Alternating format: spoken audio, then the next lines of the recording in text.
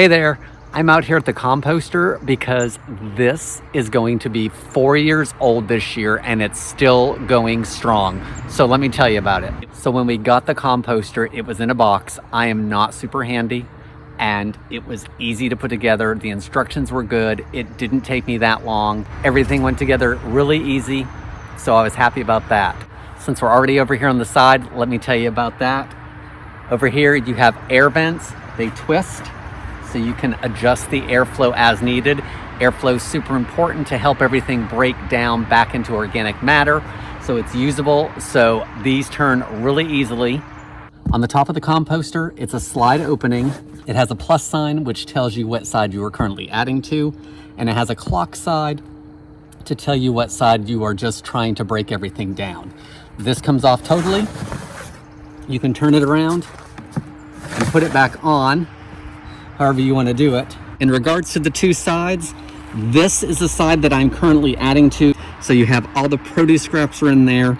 I tend to add paper towel rolls when they're empty, as well as toilet paper rolls, because that's straight paper and light cardboard. So I tend to tear that up and throw it in here.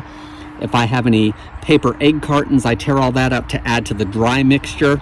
If you look over on this side, it is pretty much all organic matter that is ready to be used.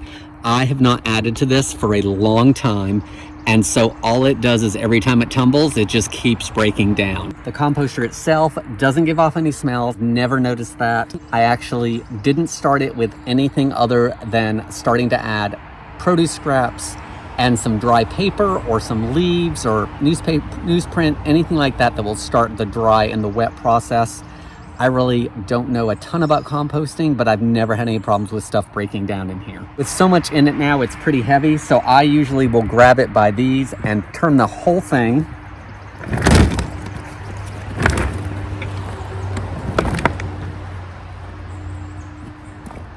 I usually try to turn it just about every time I throw new stuff in it. So it gets turned anywhere from 3 to 5 times a week, sometimes more often.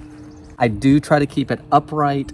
Some rainwater will collect in here, but as you can see right now, it is pollen coated.